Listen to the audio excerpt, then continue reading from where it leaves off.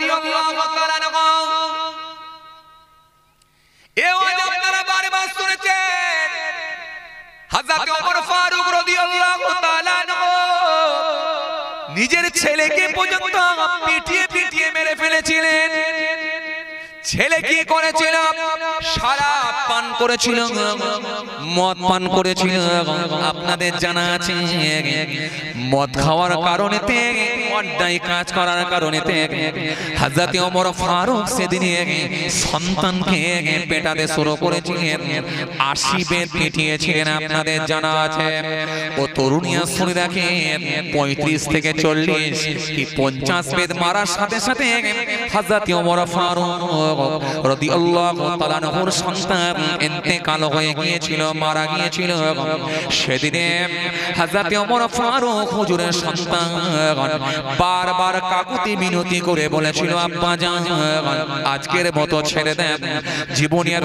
কোনোদিন মদ পান করব না সেদিনে সবাইকে কাকুতি মিনতি করে বলেছিল হুজুর ছেড়ে দেন আপনার ছেলে কোনোদিন আর শরাব পান করবে না হযরত ওমর ফারুক সেদিনে বলেছিলেন ও মদিনার মানুষেরা শোনো তোমরা আমার ছেলের জন্য কেন সুপারিশ করো তোমরা কি জানো না ইন্নাল্লাহ কানা সামিয়াম বাসীরা নিশ্চয় আমার আল্লাহ সমস্ত কিছু শোনেন সমস্ত কিছু দেখেন সেদিনে আমার আল্লাহ যদি আমাকে প্রশ্ন করে ওমর ফারুক বলো মদিনার মানুষদের জন্য তুমি আলাদা বিচার করেছিলে আর তোমার সন্তানের জন্য আলাদা বিচার করেছিলে সেদিনে আমি আল্লাহর কাঠগড়ায় বন্দী হব আটকে যাব যদি আমি ওমর ফারুক ন্যায় বিচার না করতে পারি সেদিন আল্লাহ দরবারে সেই জালেতে আমি বন্দী হয়ে যাব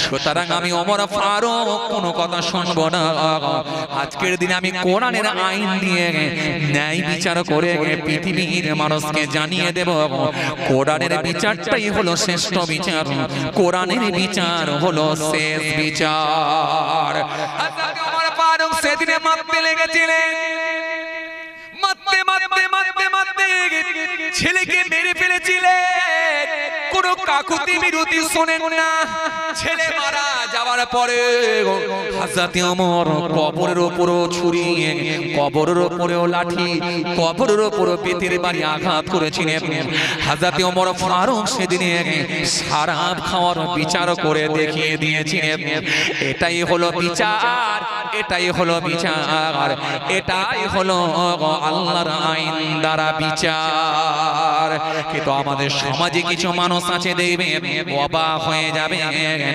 আমাদের সমাজে যদি কোনো মানুষ কোনো যুবক ছেলে অন্যায় কাজের সঙ্গে যদি সম্পৃক্ত হয় এলাকায় দেখবেন সালিসি বসানো হয় এলাকায় যে সমস্ত যারা প্রতিনিধি আছে যারা দেখবেন বিচারক আছে দুপুরের গোশত খেয়ে ভাত খেয়ে বেলা 4টে পর্যন্ত ঘুমিয়ে দাঁতে কাঠি মারতে মারতে বিচার করতে যায় যখন বিচার করতে যায় কিছু মুরব্বী লোক দেখবেন আসরের নামাজ পড়ে বেরিয়ে এসে বিচারককে দেখে মুখে হাত দিয়ে হাসে ভাই বলে হায় রে হায় যার জন্য বিচার করতে যাচ্ছে এই লোকটা তো তার থেকে বড় অপরাধী হ্যাঁ কিনা ভাই কথা বলে যার জন্য বিচার করতে যাচ্ছ এই লোকটা তো তার থেকে বড় অপরাধী এই বিচার কি করে ন্যায় বিচার পাবে ভাই এজন্য গরিবের জন্য আলাদা বিচার হয় ধনী লোকের জন্য আলাদা বিচার হয় বড় লোকের জন্য আলাদা বিচার হয়ে যায় আর গরিবের জন্য আলাদা বিচার হয় দলের কর্মীদের জন্য আলাদা বিচার হয় অন্য দলের মানুষ হলে আলাদা বিচার হয় পৃথিবীর জমিনে মানুষ ন্যায় বিচার পায় না ভাই সেটা পঞ্চায়েতই হোক না কেন থানাতেই হোক না কেন আহারে কোর্টেতেই হোক না কেন ন্যায় বিচার পাওয়াটা আজকের দিনে বড় কঠিন হয়ে গেছে ভাই তবে আমি সবাইকে খারাপ বলছি না কিন্তু অবিচারকারী বিচারকের সংখ্যা আজকের দিনে বেশি কথা ঠিক কিনা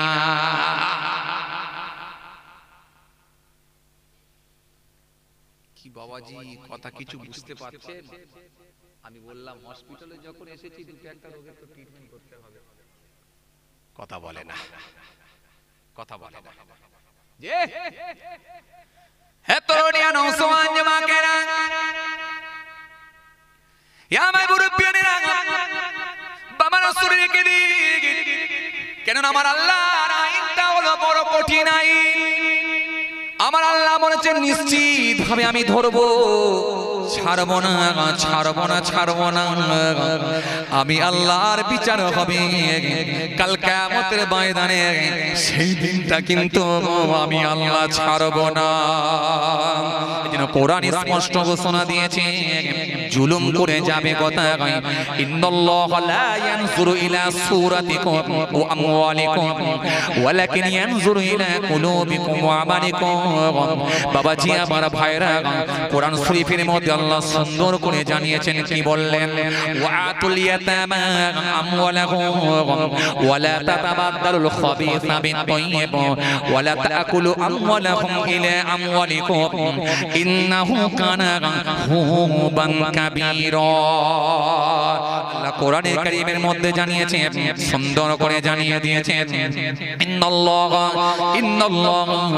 ইয়ামুরুকুম আন তুআদ্দুল আমানাতি ইলা আহলিহা ওয়া ইযা হাকামতুম বাইনান নাস আন তাহকুমু বিল আদলি ইন্নাল্লাহা নি'মা ইয়াইযুকুম বিহি ইন্নাল্লাহা কানা সামিয়াম বাসীরা। যাবে কোথায়? কথা কয় না। এই যাবে কোথায়? আমার বিচারটা কেমন দেখবে? কষ্ট হচ্ছে আপনাদের? এই জোর করে বলেন কষ্ট হচ্ছে? একটু খেয়াল করেন। কেন আমি আপনাদেরকে বললাম হসপিটালে যখন এসেছেন দুটো একটা ট্রিটমেন্ট করিয়ে যেতে হবে। ট্রিটমেন্ট অন্য কিছু করার ইচ্ছা ছিল, চলে গেলাম এই দিকে। চলেন যেটা ধরেছি যখন এটাই শুরু হোক, চলুক। আসেন, খেয়াল করেন ভাইরা আমার, খেয়াল করেন, লক্ষ্য করেন। হ্যাঁ, এ বলছে আমি দেখে নেব, ও বলছে আমি বুঝে নেব। ভাঙরে যেহেতু আছি, খালি ভাঙর নিয়ে একটু ভাবলি আর কোথাও যেতে হবে না। বলো কেউ কাউকে ছাড়তে নারাজ, বলো তাহলে বলো এত বড় বিশাল ভাঙর, দুটো নেতা তিনটে নেতা টিকতে পারে না। এ ওর পিছনে লেগে আছে, ওর পিছনে লেগে আছে। ওকে যে কোনো ভাবে নামাতে পারলে আমার হবে, আর ওকে বলে যে কোনো ভাবে নামাতে পারলে আমার হবে। খালি ইউটিউব হচ্ছে তা, নাহলে নামগুলো বলা সহজ হবে। কথা কয় না। এর পেছনে কারণ কি? এর পেছনে একটাই কারণ, জলসাও দিয়েছে, ঈদের নামাজও পড়েছে, জুম্মার দিনে দুরাকাতও পড়েছে, খালি ওষুধ খায় না। কথা বলে চা ওই ওয়াজ কি লেটে বুঝছে নাকি বলো দেখি? কথা বলে জলসাও দিয়েছে, ঈদের দিনে নামাজও পড়তে গেছে, জুম্মার দিনে দুরাকাতও নামাজ পড়েছে, শবে বরাতে পাঞ্জাবি পায়জামাও পড়েছে, একা বড় মাপের হুজুর নিয়েছে, জলসাও দিয়েছে। খালি ওষুধের কথা বলার হসপিটাল তৈরি করেছে, ওষুধ দেওয়ার জন্য ভালো ভালো ডক্টর নিয়ে এসেছে, খালি নিজেরা ওষুধ খায় না। কেন? ওষুধ যদি খেত রোগ নিরাময় হয়ে যেত, তাহলে আর এত মানুষের জীবন নিয়ে খেলা করতে পারতো না, তাহলে আর আমানতের খিয়ানত করতে পারতো না, লোকের মাল আত্মসাৎ করে নিতে পারতো না, গরিবের মালকে আত্মসাৎ করে নিতে পারতো না, যদি ওষুধগুলো আমরা সঠিকভাবে খেয়ে নিতাম। এই জন্য কোরআন শরীফের মধ্যে আল্লাহ সুন্দর করে জানিয়েছেন, ইন্নাল্লাহা ইয়ামুরুকুম আন তুআদ্দুল আমানাতি ইলা আহলিহা ওয়া ইযা হাকামতুম বাইনান নাস আন তাহকুমু বিল আদলি ইন্নাল্লাহা নি'মা ইয়াইযুকুম বিহি ইন্নাল্লাহা কানা সামিয়াম বাসীরা।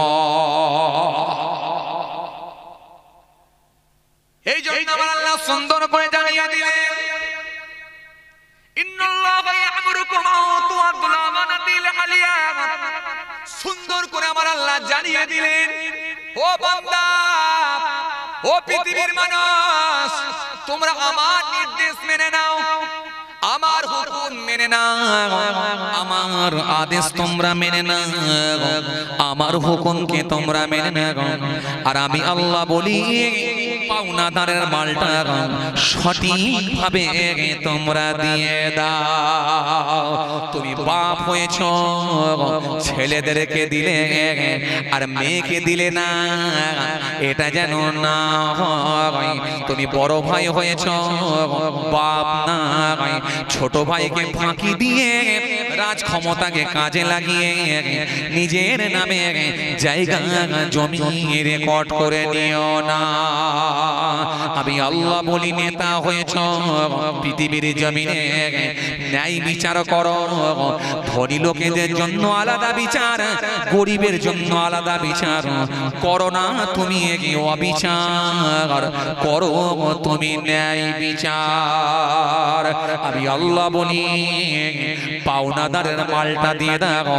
আর পৃথিবীর জমিনে যখন বিচার করবে, সেই বিচারটা যেন আমার আইন দ্বারাই হয়ে থাকে। বলতে পারেন না? আরো খুশি মনে হয় না? পৃথিবীর জমিনে যখন বিচার করবে, পৃথিবীর জমিনে যখন বিচার করবে, এই বিচারটা যেন আমার আইন দ্বারাই হয়ে যায়। কেননা আমি আল্লাহ কোরআনের মধ্যে জানিয়েছি, ওয়ামাল্লাম ইয়াহকুম বিমা আনজালাল্লাহু ফাউলাইকা হুমুজ যালিমুন ওয়ামাল্লাম ইয়াহকুম বিমা আনজালাল্লাহু ফাউলাইকা হুমুল ফাসিকুন ওয়ামাল্লাম ইয়াহকুম বিমা আনজালাল্লাহু ফাউলাইকা হুমুল কাফিরুন।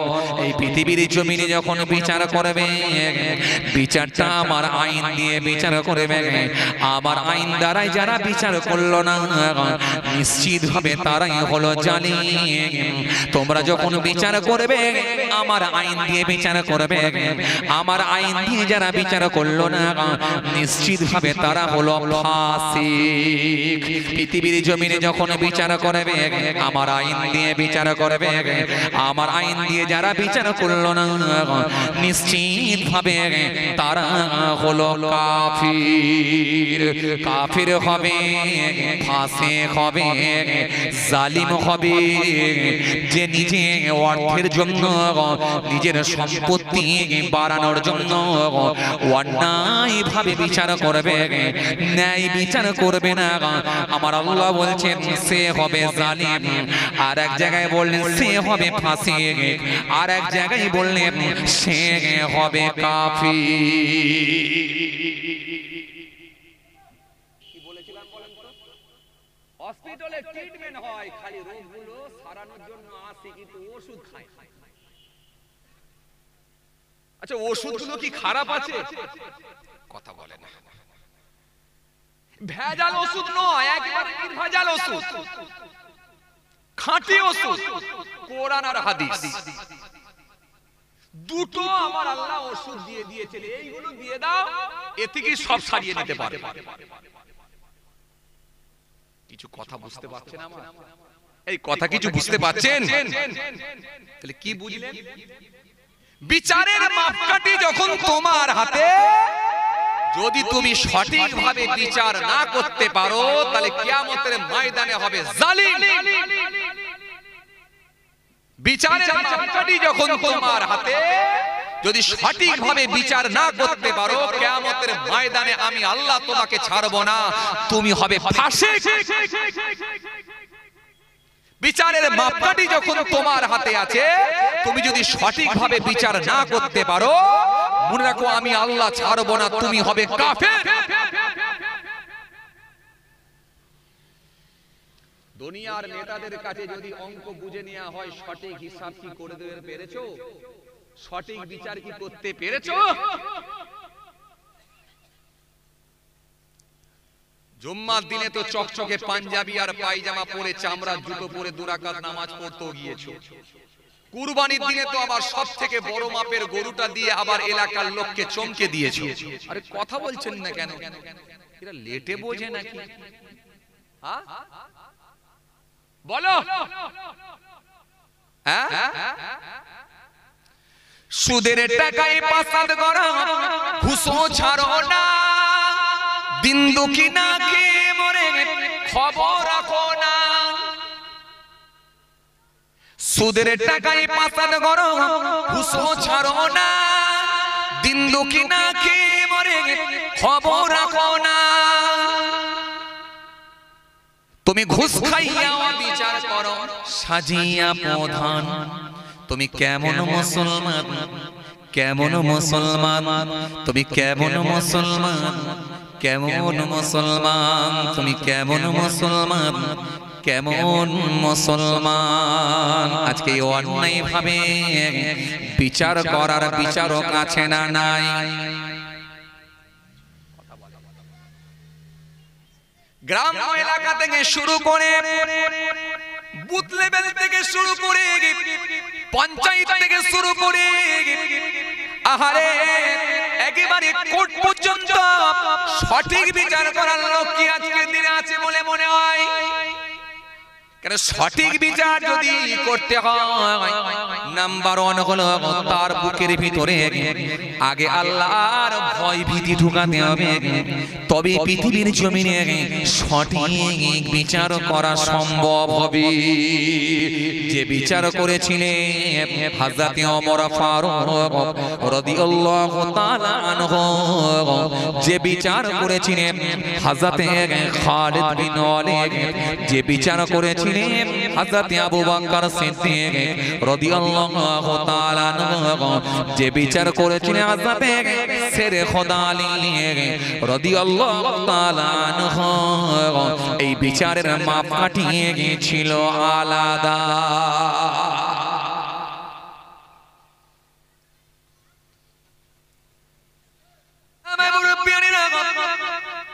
বাবা রাসূলকে দিক দুনিয়ার জমিনে মানুষ যখন অসুস্থ হয়ে যায়, বান্দা ওই রোগকে নিরাময় করার জন্য দুনিয়ার হসপিটাল গুলোই পৌঁছে যায়, দুনিয়ার নার্সিং হোমে পৌঁছে যায়, দুনিয়ার ডক্টরখানায় পৌঁছে যায়, যাতে করে সঠিক ট্রিটমেন্ট দিয়ে রোগ নিরাময় করা যায়।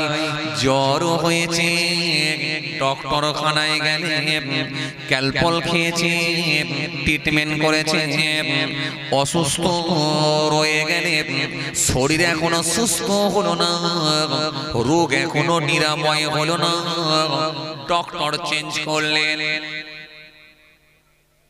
3 দিন হয়ে গেল জ্বর হয়েছে, শরীর এখনো ভালো হয়নি, ডক্টর চেঞ্জ করে দিলে এই ডক্টরকে আর দেখাবো না। 3 দিন হয়ে গেল, 4 দিন হয়ে গেল, এই ডক্টরকে আমি আর দেখাবো না, ডক্টর চেঞ্জ করে দিলেন। অন্য ডক্টরের কাছে গেলে সে আপনাকে ব্লাড রিপোর্ট দিয়েছে, ব্লাড টেস্ট করতে দিয়েছে, দাওয়া দিয়েছে, ওষুধ দিয়েছে, ইনজেকশন দিয়েছে রোগ নিরাময় করার জন্য। কারণ আমরা প্রত্যেকেই চাই যত তাড়াতাড়ি পারা যায় আমাদের রোগটা নিরাময় করিয়ে নেওয়া যায়। রোগ আমরা বেশি দিন পুষে রাখতে চাই না, আমরা প্রত্যেকেই চাই রোগটা যাতে তাড়াতাড়ি সারিয়ে নেওয়া যায়, রোগটা যাতে তাড়াতাড়ি নিরাময় করে নেওয়া যায়। এই জন্য আমরা ডক্টর চেঞ্জ করি, হসপিটাল চেঞ্জ করি, নার্সিং হোম আমরা চেঞ্জ করি, যাতে তাড়াতাড়ি আমাদের শরীরটাকে সুস্থ করে নেওয়া যায়। পেট পেটে যন্ত্রণা হচ্ছে, গ্যাস হয়েছে, পেটে যন্ত্রণা হচ্ছে, গ্যাস হয়েছে, রেন্টা খেলেন, রেন্টা খেয়ে যদি দেখেন না শরীর ভালো নয়, সঙ্গে সঙ্গে আপনি ডক্টরখানায় গেলেন, বড় বড় ওষুধগুলো ইনজেকশনগুলো করতে লাগলেন যাতে করে তাড়াতাড়ি রোগ নিরাময় করা যায়। কথা ঠিক তো নাকি? কথা ঠিক তো? হ্যাঁ, কি কথা ঠিক তো নাকি? আপনার শরীর খারাপ হয়ে গেছে, আপনার বমি হচ্ছে, প্রাথমিক একটা ডক্টরকে দেখালেন, ডম্পেরিডম একটা ওষুধ মারলেন, ওষুধ মেরে দেখলেন না না আবার খেলি ফের বমি হয়ে যাচ্ছে। এভাবে যখন একদিন দুদিন হয়ে গেল তখন বুঝতে পেরেছেন এটা স্বাভাবিক ভাবে হচ্ছে না, বরং নিশ্চয় এর মধ্যে কোনো না কোনো রোগের কারণে হচ্ছে। ডক্টরের সঙ্গে যোগাযোগ করলে একটা ডক্টরকে দেখালেন, 10 দিন 15 দিন দাওয়া খেলে, ওষুধ খেলে যদি রোগ নিরাময় না হয়ে যায় আবার অন্য ডক্টরের কাছে চলে গেলেন, অন্য ডক্টরের কাছে গেলে যত তাড়াতাড়ি পারা যায় রোগটাকে আমাকে সারাতে হবে ভাই। এই দুনিয়ার রোগ সারানোর জন্য ডক্টর কোনে চলে যান, দুনিয়ার রোগ সারানোর জন্য নার্সিং হোমে চলে যান, দুনিয়ার রোগ সারানোর জন্য ব্যাঙ্গালোরে চলে যান, চেন্নাইয়ে চলে যান, ভেলোরে চলে যান, দুনিয়ার রোগ সারানোর জন্য হসপিটালে চলে যান, দুনিয়ার রোগ সারানোর জন্য মেডিকেলে যান, পিজিতে যান রোগ নিরাময় করার জন্য, কিন্তু ওই রোগকে কেউ সারাতে পারবে না যে রোগটার হলো মৃত্যুর রোগ। কারণ আমার আল্লাহ মওতের জন্য যে রোগটা দেবে সেই রোগকে পৃথিবীর জমিনে সারাবার মতো ক্ষমতা কারণ নাই, চিকিৎসা করার ক্ষমতা পৃথিবীর জমিনে কোনো ডক্টরের না। এটা হলো মওতের রোগ। এই জন্য আমার বড় হুজুর কিবলা বলতেন, আমার বড় নানা জান বলতেন, বাবা ডক্টর যদি অসুখ সারিয়ে দিতে পারত, ডক্টর যদি রোগ সারিয়ে দিতে পারত তাহলে আর ডক্টর মরত না। আর হুজুর পীর সাহেব যদি দোয়া তাবিজ দিয়ে পানি পড়া দিয়ে রোগকে যদি নিরাময় করে দিতে পারত তাহলে হুজুর পীর সাহেব আর মরত না। কারণ মরণ মৃত্যু মৃত্যু মৃত্যু মৃত্যুর জন্য আল্লাহ যে রোগ দেবে সেই রোগের ট্রিটমেন্ট করার ক্ষমতা কারোর হবে না। এজন্য কোরআন বলেছে প্রত্যেক প্রাণী মাত্র মৃত্যুর স্বাদ গ্রহণ করবে, কেউ মৃত্যুর হাত থেকে রেহাই পাবে না। এই জন্য কোরআন স্পষ্ট ঘোষণা দিয়েছে, আইনামা তাকুনু ইদরিকুমুল মাউত ওয়ালাউ কুনতুম ফি বুরুজিন মুশাইয়্যাদা। মৃত্যুর ভয়েতে তোমরা যেখানে পলায়ন করো না কেন, মজবুত কেল্লার মধ্যে গিয়ে, লোহার সন্দুকের মধ্যে গিয়েও যদি আত্মগোপন করো, আমি আল্লাহ বলি মৃত্যুর হাত থেকে তোমরা রেহাই পাবে না। এজন্য কোরআন স্পষ্ট ঘোষণা দিয়েছে, সুন্দর করে কোরআন জানিয়ে দিয়েছে, সুন্দর করে বলেছে, ইযা জাআ আজালুহুম লা ইস্তাখিরুনা সাআতাও ওয়া লা ইস্তাকদিমুন। মৃত্যুর যে সময় নির্ধারণ করে দেওয়া হয়েছে, এক মিনিট আগেও হবে না পরেও হবে না, জাস্ট টাইমে মৃত্যুবরণ করতে হবে। কোরআন স্পষ্ট ঘোষণা দিয়েছে, মিনহা খলাকনাকুম ওয়া ফিহা নুঈদুকুম ওয়া মিনহা নুখরিজুকুম তারাতান উখরা। কোরআন স্পষ্ট ঘোষণা দিয়েছে, কাইফা তাকফুরুনা বিল্লাহি ওয়া কুনতুম আমওয়াতান ফাহইয়াকুম সুম্মা ইউমীতুকুম সুম্মা ইউহয়ীকুম সুম্মা ইলাইহি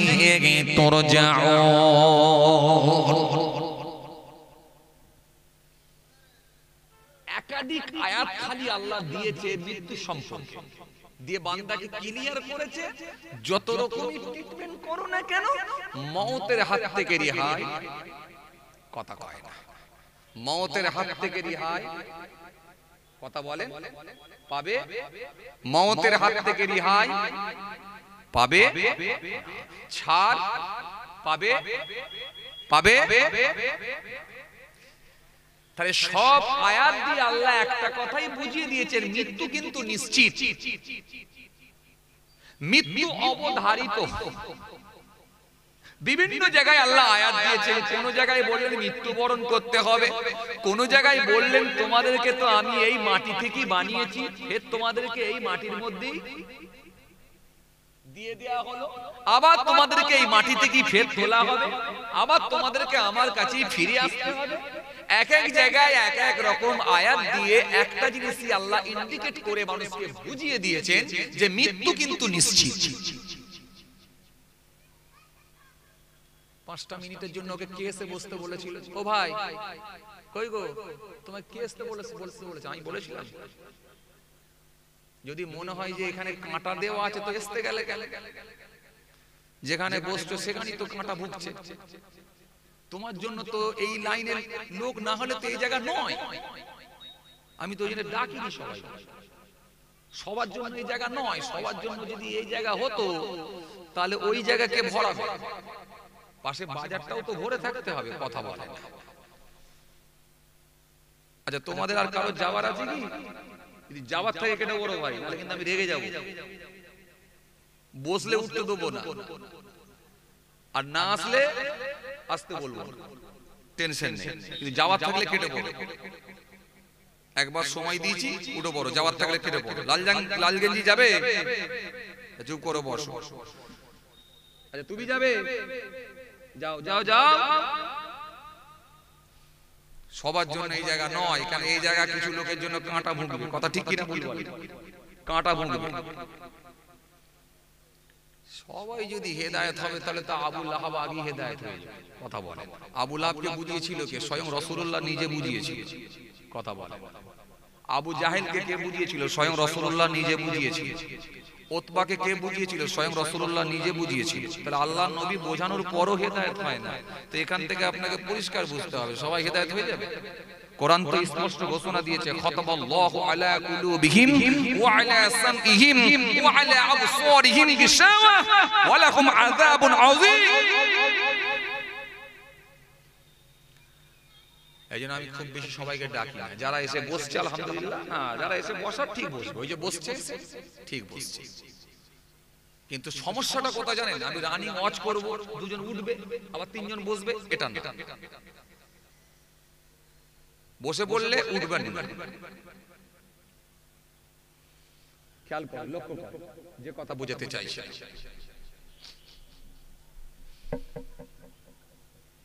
তাহলে এতক্ষণ পর্যন্ত আমরা কি বুঝলাম? মৃত্যু নিশ্চিত, কিন্তু সেই মরণের রোগের ট্রিটমেন্ট করাবার মতো জায়গা কথা বলে কোথাও নাই, কোন ডক্টর নাই। তাহলে মরণের রোগের ট্রিটমেন্ট করার কেউ নাই, ক্ষমতা নাই কারো।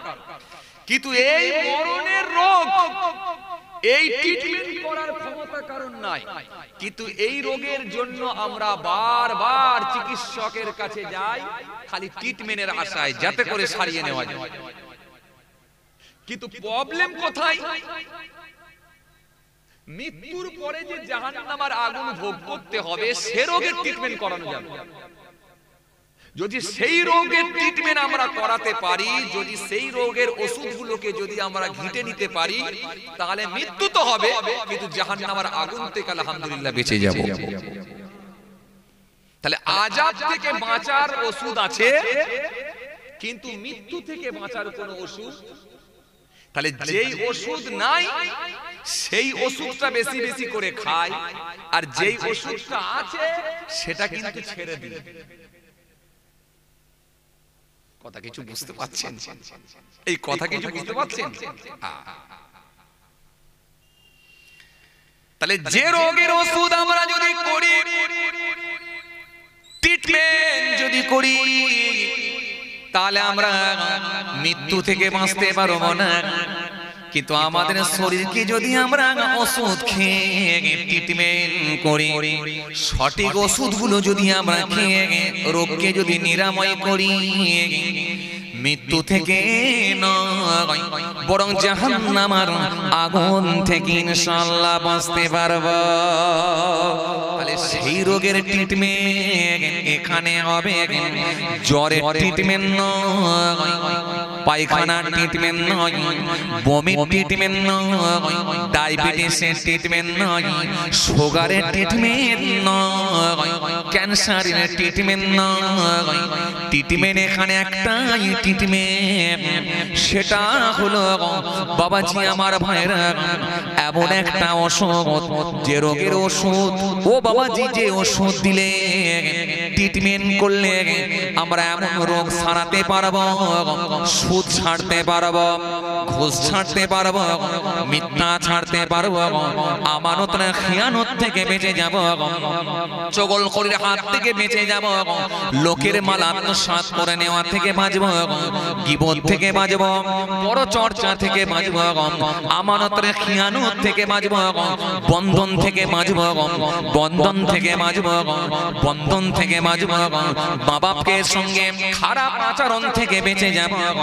যদি এই রোগের ট্রিটমেন্ট গুলো যদি আমরা সঠিকভাবে করে নিতে পারি, সঠিকভাবে যদি রোগগুলোকে নিরাময় করতে পারি, তাহলে এই রোগগুলো সারানোর কারণে জাহান্নামের আগুন থেকে বাঁচব।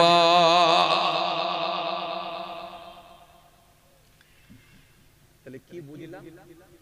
যে রোগের ট্রিটমেন্ট করে মৃত্যুর হাত থেকে বাঁচতে পারবো না, সে রোগের ট্রিটমেন্ট করছি, কিন্তু যে রোগের ট্রিটমেন্ট করলে জাহান্নামের আগুন থেকে বাঁচবো, সে রোগের ট্রিটমেন্ট কিন্তু আমরা একবারও করিনি। কেন? কে বলেছে করিনি? হসপিটালে যাইনি? অবশ্যই যাই। এই তো হসপিটালে তোমরা চলে এসেছি। ডক্টর চেঞ্জ করিনি? অবশ্যই করি। এই যে আমরা হসপিটালে চলে এসেছি রোগ সারানোর জন্য, হসপিটালে আমরা চলে এসেছি, ডক্টর আমরা চেঞ্জ করি। পাশের গ্রামে যদি কোনো হুজুর আসে, জলসা হয়, সেখানেও গিয়ে আমরা বসি, ডক্টর চেঞ্জ করি। আবার ও গ্রামে যদি কোনো হুজুর আসে, বয়ান করে, জলসা হয়, সেখানেও গিয়ে আমরা বসি, ডক্টর চেঞ্জ করি।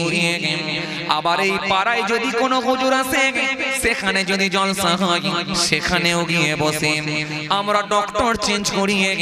জীবনে এরকম কত ডক্টর চেঞ্জ করে ফেললাম, কিন্তু ওষুধ না খাওয়ার কারণে সুদের খাতাতে নাম রয়ে গেল, রোগ কিন্তু সারাতে পারলাম না। এটা ওষুধটা না খাওয়ার কারণে, খালি ডক্টর চেঞ্জ করেছি, হসপিটাল চেঞ্জ করেছি, কিন্তু ডক্টর ওষুধ দিয়ে দিয়েছে, সেটা খাই না, ঘিটি না।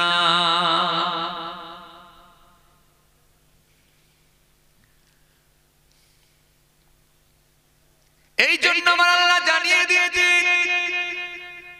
ততক্ষণ পর্যন্ত তোমাদেরকে পরিবর্তন করব না, যতক্ষণ পর্যন্ত তোমরা চেষ্টা না করো। এই চেষ্টাটা হলো তোমাদের, আর মাফ করার দায়িত্ব হলো আমি আল্লাহর। বান্দা যদি চেষ্টা করে ফিরে আসে ক্ষমা করার দায়িত্বটা আমি আল্লাহ আমি নিয়ে নিয়েছি। তাহলে ততক্ষণ পর্যন্ত আমার আল্লাহ পরিবর্তন করবেন যতক্ষণ পর্যন্ত বান্দা চেষ্টা না করে।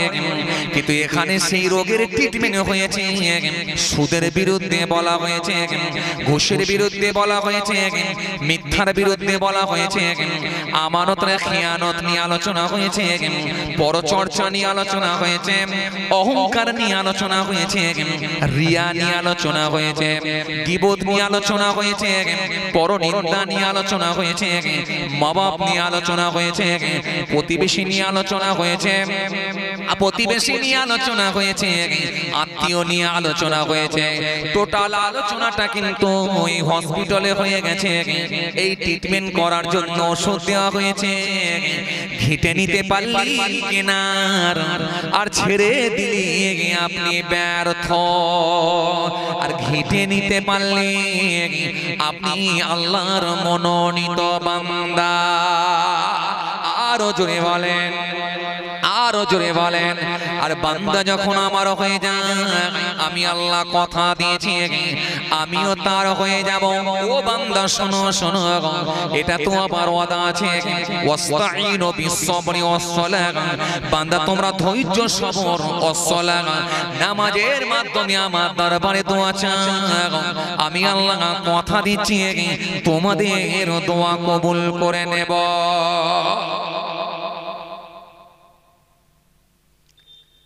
তাহলে ঘেঁটে নিতে পারলেই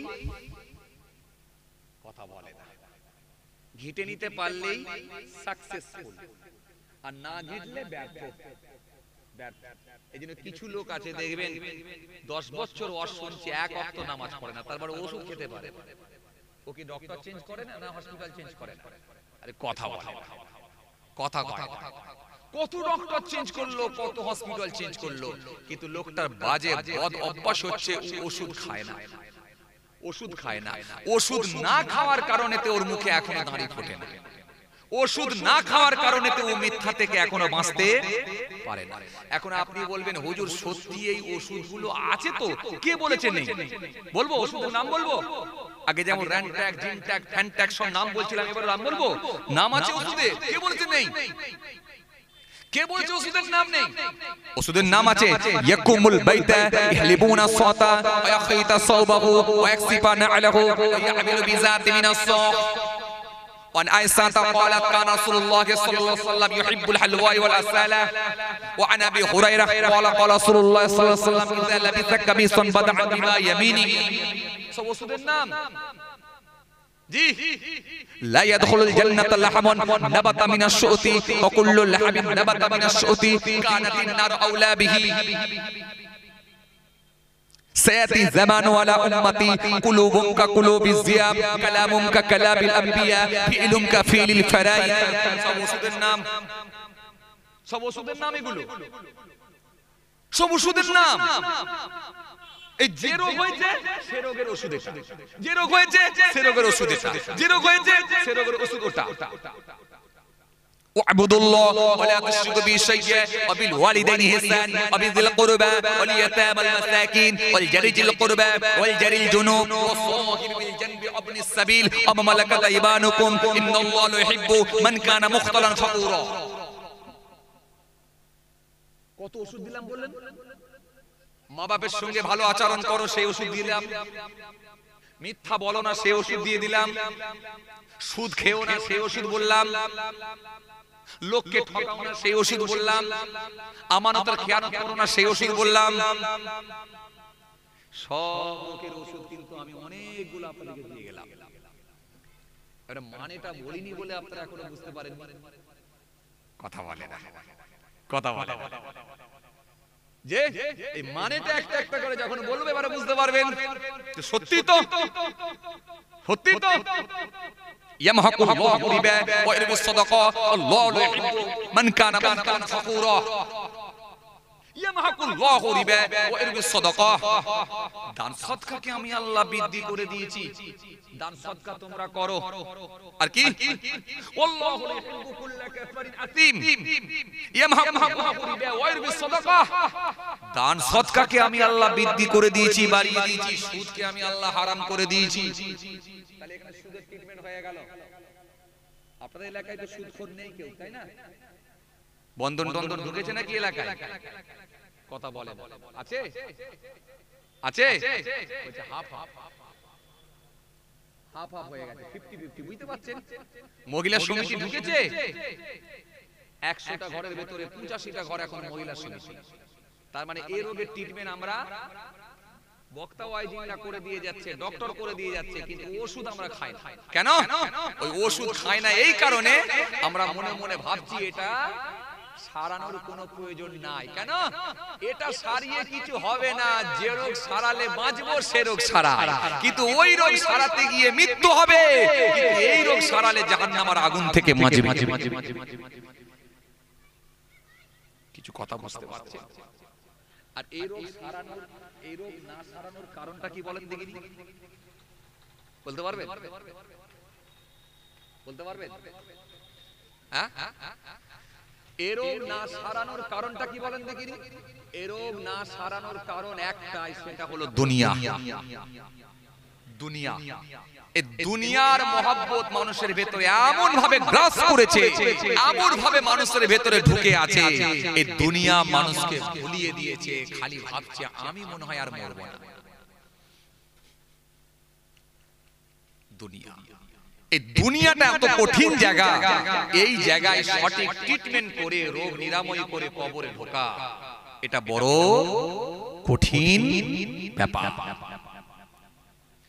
এই জন্য আল্লাহ কোরআনে কারীমের মধ্যে জানিয়েছেন,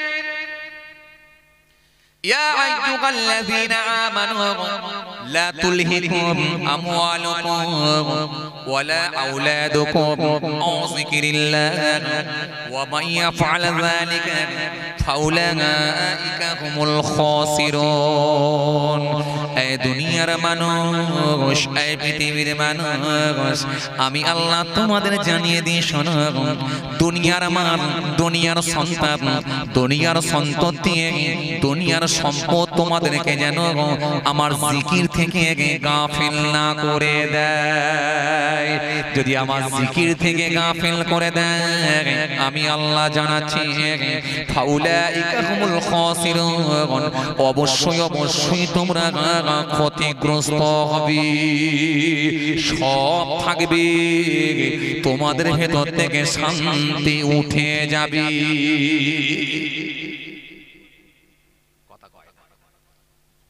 গাড়ি আছে, বাড়ি আছে, জমি আছে, জায়গা আছে, কারখানা আছে, কিন্তু লোকটার ভিতরে শান্তি নাই। শান্তি আল্লাহ তুলে নিয়েছে। যাকে জিজ্ঞাসা করছেন সে বলছে আমি ভালো নয়। এখন 100টা লোকের ভেতরে 80টা লোক বলছে ভালো নয়, 80টা লোক, 100টা লোকের ভেতরে 80 থেকে 90টা লোক বলছে ভালো নয়। অথচ তাদের গাড়ি, বাড়ি, জমি, জায়গা, কারখানা, ও বাবাজি আমার ভিটে, ইট ভাটা, কোনো অভাব নাই, কিন্তু আল্লাহ শান্তি তুলে নিয়েছে ভালো না। তাই কবি বললেন, এক কম্বলে 10 ফকির, শান্তি সুখে নিদ্রা যায়, এক রাজ্যে 2 রাজা, বাস করা যে ভীষণ দায়। কম্বল বড় না রাজ্য বড়? একটু কথাবার্তা বলেন বাবাজি। আপনারা কি ভাবছেন আমি লম্বা কাহিনী ধরবো? এই কাহিনী বলার লোক আমি না। আমি গোটা কথা কোরআনের আয়াত পড়বো, গোটা কথা হাদিস পড়বো, বাস এগুলো মানে করব, ব্যাখ্যা করব, আপনাদেরকে একটু একটু করে বুঝাবো, চলে যাবো। কাহিনী কি আমার পকেটে নাই ভাবছেন? অনেক আছে, আপনাদের পকেটেও আছে। এখনি লাগালি বড় পীর আব্দুল কাদের জিলানী হুজুরের ওয়াজ হবে, খাজা গরিবে নওয়াজের ওয়াজ হবে, মুজাদ্দিদ আলফে সালি হুজুরের ওয়াজ হবে, জাবিরউদ্দিন চাটগামি হুজুরের ওয়াজ হবে, সানাউল্লাহ পানিপত্তি হুজুরের ওয়াজ হবে। কে বলেছে ঘটনা নাই পকেটে? অনেক আছে। ঘটনা আপনি শুনুন, আলহামদুলিল্লাহ, আপনাকে আমি বারণ করব না, ঘটনা শোনা ভালো, আলহামদুলিল্লাহ, ভালো লাগে, আলহামদুলিল্লাহ শোনেন। কিন্তু এখন বর্তমান যা সিচুয়েশন, এই ভেজাল মাল খেয়ে খেয়ে সব শরীরগুলো বিষাক্ত হয়ে গেছে। তার মানে এত হারাম খাল খেয়ে ফেলেছি আমরা, শরীর বিষাক্ত হয়ে গেছে। এখন ডাইরেক্ট ট্রিটমেন্ট করতে হবে। এখন আর শুধু ওষুধ দিয়ে, ভিটামিন দিয়ে কাজ হবে না, সব ইনজেকশন দিতে হবে। ইনজেকশন মানে কোরআন আর হাদিস। কথা কি বুঝতে পারেননি? ইনজেকশন মানে হলো কোরআন আর হাদিস, ডাইরেক্ট মারতে হবে। এই ডাইরেক্ট মারছি এই জন্য হসপিটালে এসেছি, যেহেতু ডাইরেক্ট মেরে দিয়ে যাচ্ছে। এক কম্বলে 10 ফকির শান্তি সুখে নিদ্রা যায়, এক রাজ্যে 2 রাজা বাস করা যে ভীষণ দায়। কম্বল বড় না রাজ্য বড়, কথা কও, কথা বলো। কম্বল বড় না রাজ্য বড়, কথা কয় না। কম্বল বড় না রাজ্য বড়? হ্যাঁ, কম্বল বড়।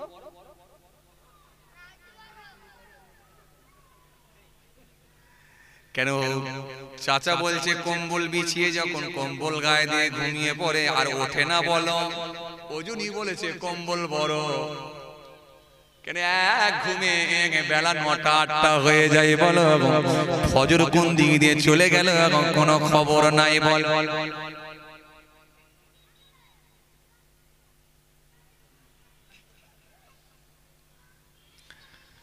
কবি বললেন এক রাজ্যে 2 রাজা বাস করা যে ভীষণ দায়, এক কম্বলে 10 ফকির শান্তি সুখে নিদ্রা যায়।